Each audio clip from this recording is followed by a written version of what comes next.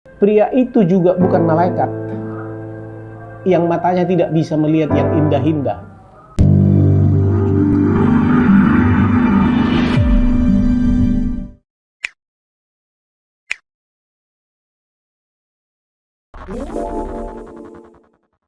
Memang karena pekerjaan saya adalah pekerjaan menampung masalah-masalah orang. Jadi banyak masalah datang kepada saya. Ya, dalam 3 bulan terakhir ini, ada 2 orang ibu yang datang ke tempat saya ini. Dan 2 orang ibu ini adalah subscriber saya. Datang mereka ke sini membawa permasalahan mereka. Yang pertama, ibu ini mempunyai 2 orang anak wanita. Satu malah masih kecil, umur 1 tahun. Ibu ini punya suami, belum bercerai sampai hari ini, tetapi kedatangan dia ke sini menyatakan bahwa dia sudah tidak sanggup menghadapi suaminya dan ingin meminta bantuan saya untuk bercerai. Dengan alasan, pertama, suaminya tidak memperhatikan hidup mereka. Ditinggalkan rumahnya, ditinggalkan anaknya. Yang kedua, suaminya, dia memberikan kepada saya bukti-bukti bahwa suaminya sudah menikah secara siri sudah 3 kali dengan orang yang berbeda. Jadi dia seorang beragama Kristen, ditinggalkan istrinya, dinikahkan di gereja. Mereka menikah di gereja, lalu dia menikah, meninggalkan agamanya, dia menikah siri dengan seorang wanita, yang bahkan di bawah umur. Kemudian ditinggalkannya itu menikah lagi dengan yang lain, nikah siri juga. Kemudian entah ini ditinggalkan atau tidak, menikah lagi dia, dari kampungnya. Sudah nggak sabar dan nggak tahan lagi si ibu ini menghadapinya. Minta tulang, Amang Bro, tolong bantu saya sudah nggak sanggup, nggak tahan. Dan secara fisik, saya melihat penampilan ibu ini sudah sangat lemah, desperate, sangat stres, kurus, sudah nggak mengurus dirinya. Saudara, ini satu masalah. Inilah kehidupan nyata di lapangan kita, orang-orang Batak. Apakah banyak seperti ini? Saya tidak tahu. Tapi ini saya hadapi. Suaminya seorang yang mempunyai profesi yang bagus di kantornya. Pada waktu mereka menikah, saya tahu mereka menikah. Mereka melakukan pernikahan ini secara sangat sederhana, karena pada saat itu yang membiayai pernikahan itu adalah si wanita ini. Karena si suami itu pada saat itu adalah seorang pengangguran. Bahkan si wanita inilah yang menyekolahkan si pria ini.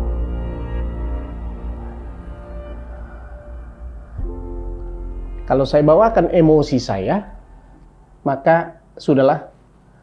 Bila perlu saya biayai saja, cerai saja sudah kalian.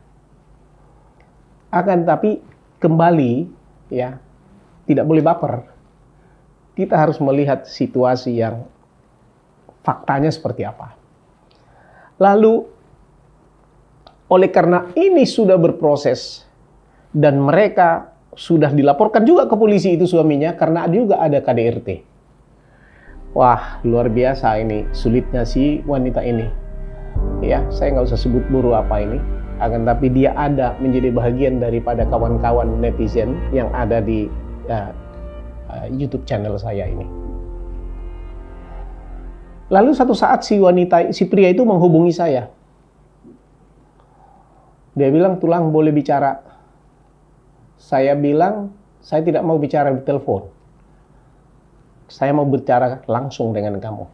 Lalu kami bertemu di satu tempat. 3 jam kami bicara di sana. Dia akui semua itu perbuatan yang disampaikan oleh istrinya itu.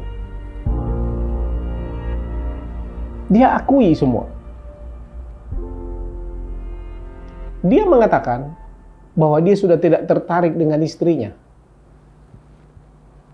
Karena apa?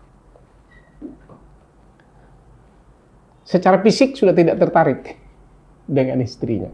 Dia sudah melihat jelek itu istrinya. Kalau dulu dia lihat cantik, sekarang udah jelek. Ya, Anda bisa bayangkan itu.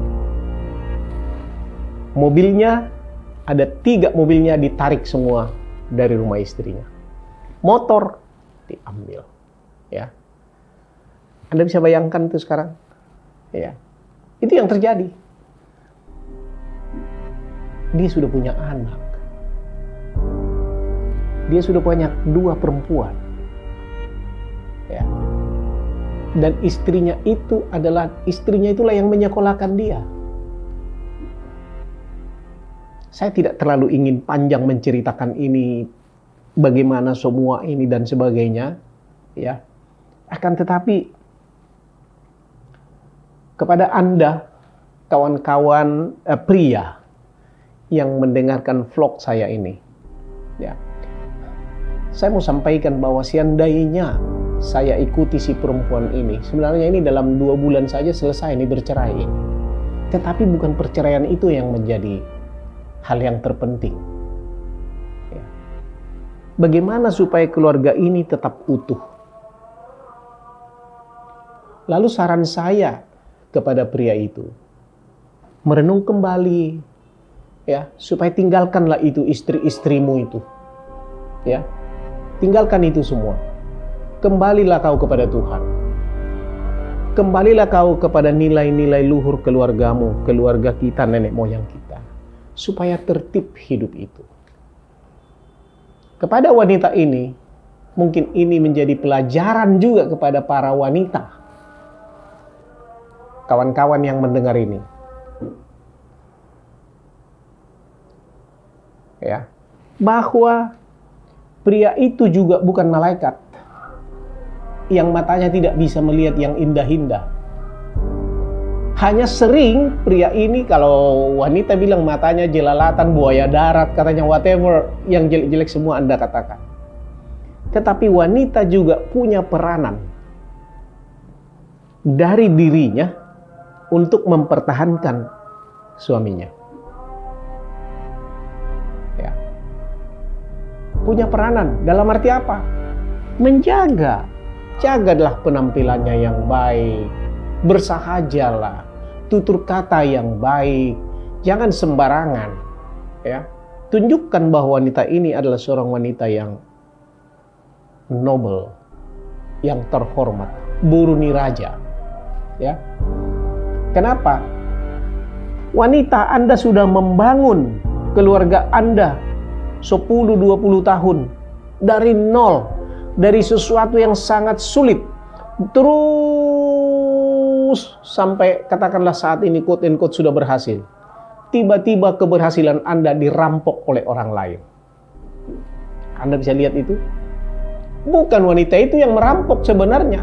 Suami Anda itu yang tidak menghargai jasa, tidak menghargai perjuangan, tidak menghargai nilai-nilai daripada keluarganya sendiri. Disitulah perlunya saya katakan, memang kita harus belajar. Ya, saya tidak menyalahkan wanita semuanya, tetapi perlu menjaga. Sering wanita tidak belajar, tidak melihat situasi. Suaminya sudah begini, dia sendiri yang membuat suaminya meningkat dan lebih bagus, tetapi dia sendiri tidak menjaga, tidak menyesuaikan diri terhadap keadaan itu. Suaminya didorong, suaminya disupport, dan sebagainya. Tetapi diri dia sendiri tidak disupport. Saya katakan kepada suaminya, kawan, Udah berapa tahun kau menikah? Kebetulan dia juga kenal saya. Ada rasa segan juga dia sama saya. Saya tanya, sudah berapa tahun kau menikah? Udah 14 tahun tulang. Dari 14 tahun itu, pernah nggak istrimu meminta cuti kepada kamu? Untuk tidak cuci piring dulu, mengurus rumah dulu. Untuk tidak tidur sama kamu. Dia meminta cuti untuk pergi berlibur. Dia sudah 2 kali melahirkan. Pernah nggak? Dia bilang tidak pernah. Terus, apa yang sudah pernah kamu kasih kepada mertuamu sebagai rasa terima kasihmu kepada mertuamu? Ya. Pada waktu kamu menikah, ketika terima itu putrinya, dan bahkan sampai saat ini, apa yang sudah pernah kamu berikan? Dia sudah membesarkan itu putrinya, menyekolahkan sampai sarjana. Sarjana loh, disekolahkan sampai sarjana, terus tiba-tiba kamu terima. Apa yang sudah pernah kamu lakukan? Apa yang sudah kamu bayar? Coba kita hitung dulu, kawan. Ternyata tidak ada juga. Tidak ada. Terus, pernah nggak dia menolak kamu untuk tidur, melayani kamu di tempat tidur? Selama pernikahan kamu, sudah 2 anakmu, dia tertunduk. Terus,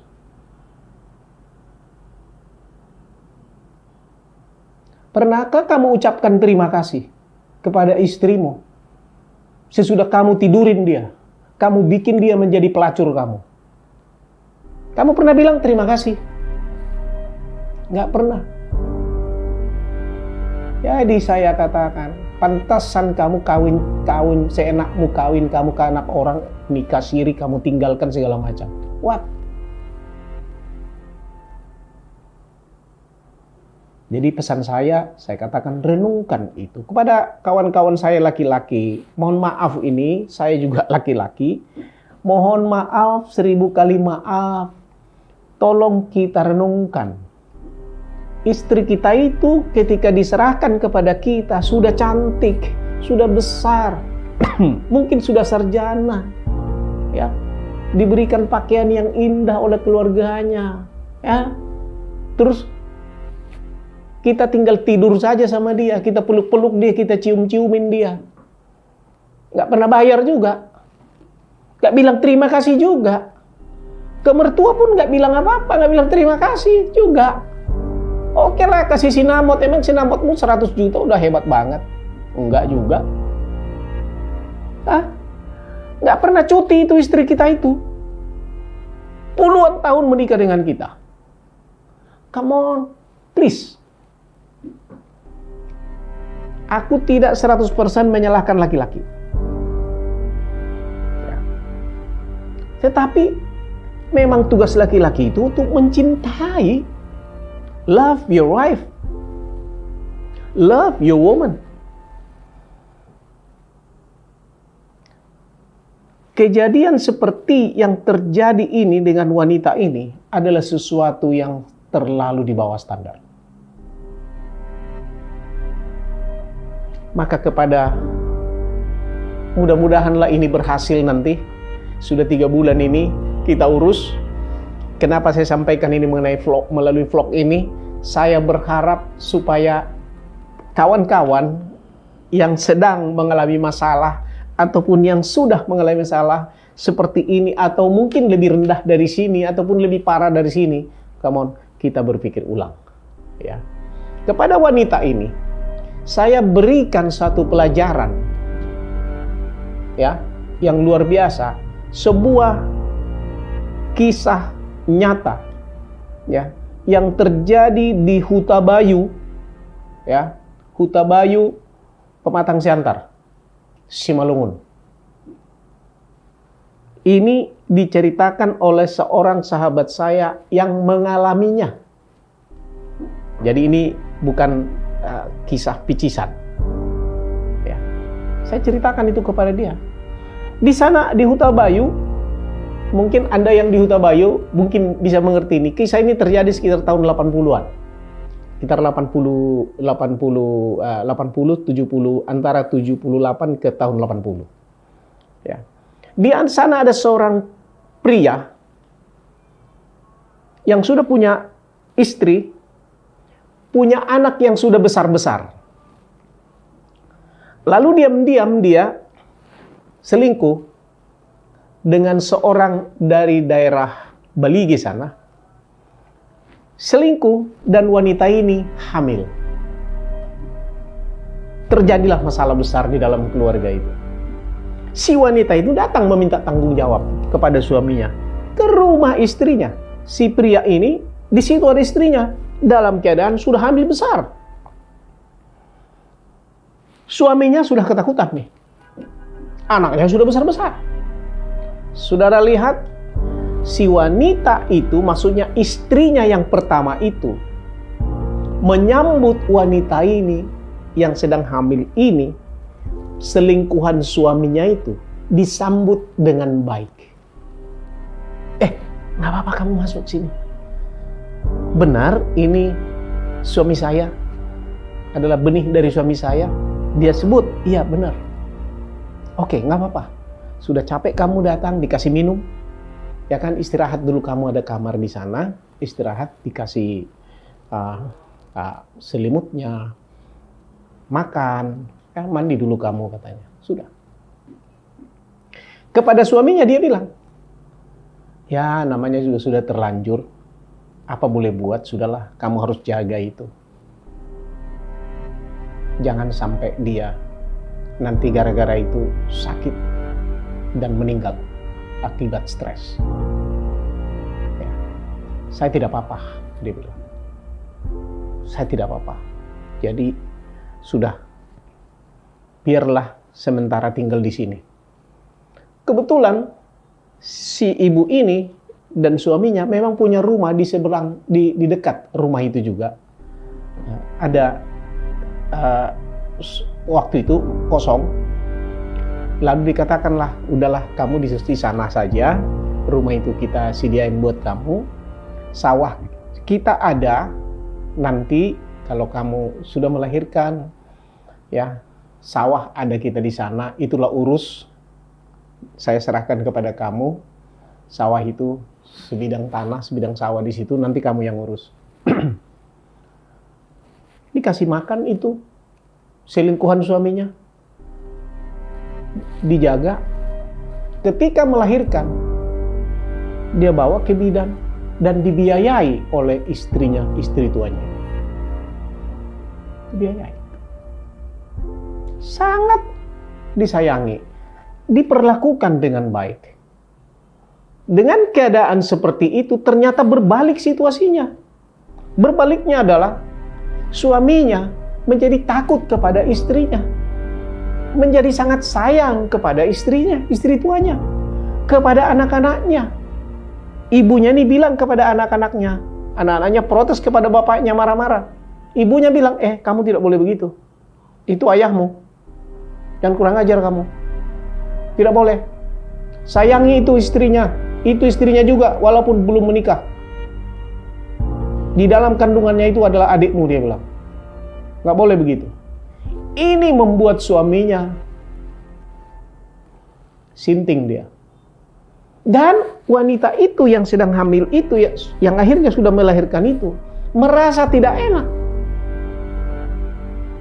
Tidak lama sesudah dia melahirkan, si ibu itu mengundang suaminya, mengundang istri pertama suaminya, mengundang juga adik-adiknya semua, anak-anaknya maksud saya, diundang semua supaya datang ke rumahnya. Kita mau, Kak, dia bilang, Kak, tolong datang nanti hari Minggu habis dari gereja, kita makan di rumah, saya mau makan, saya mau masak, kita masak di rumah. Aku undang katanya. Oh, dia bilang ada apa? Ya nggak apa-apa, datang aja katanya. Aku udah siapin, tolong jangan nggak datang Kak katanya, sama bapak katanya. Udah pulang dari gereja, mereka datang ke rumah itu. Apa yang terjadi? si istri mudanya itu mengatakan kepada istri tuanya, "Kakak, saya mohon maaf sudah mengganggu keluarga kalian, ketentraman keluarga kalian selama ini." Di depan suaminya. "Anak kita ini kamulah yang jaga.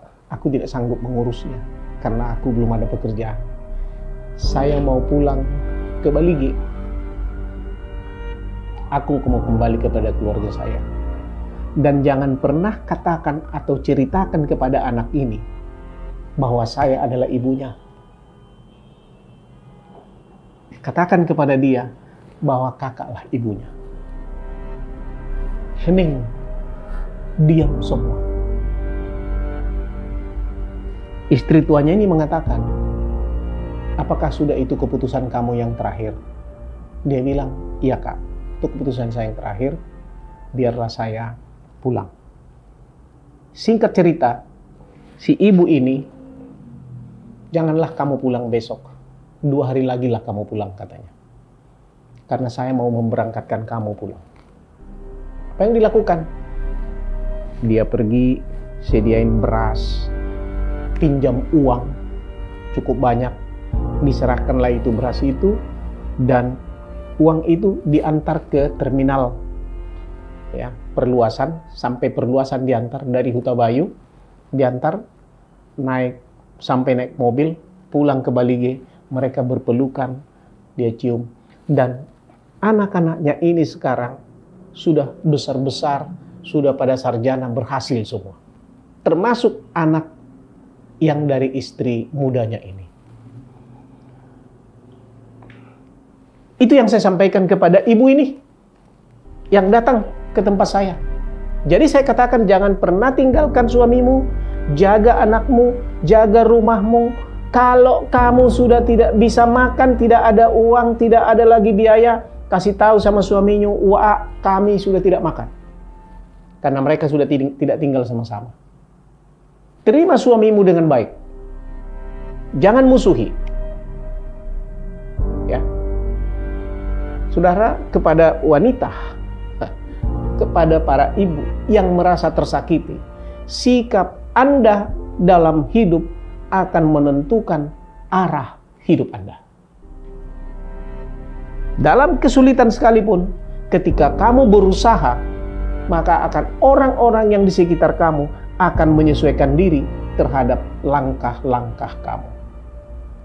Lakukan itu, jangan bercerai, jangan tinggalkan istri Anda sesulit apapun yang Anda hadapi. Jangan tinggalkan suami Anda separah apapun pengalaman Anda, sesulit apapun persoalan Anda. Ya. Segala sesuatu yang kita hadapi, kita harus hadapi dengan bekerja keras, dengan tulus. Semuanya akan bisa terselesaikan dengan baik. Kawan-kawan, pertahankan keluarga Anda, ya. Lihat anak-anak Anda, dan ingat, Anda adalah rekan sekerja Allah. Saya ucapkan terima kasih, good luck kepada Anda yang sedang bermasalah, kepada Anda yang tidak bermasalah, jaga supaya jangan jadi bermasalah. Kepada suami yang sedang jatuh cinta kepada orang lain yang bukan pasangannya, berusahalah Anda untuk tidak jatuh cinta kepada orang yang bukan pasangan Anda.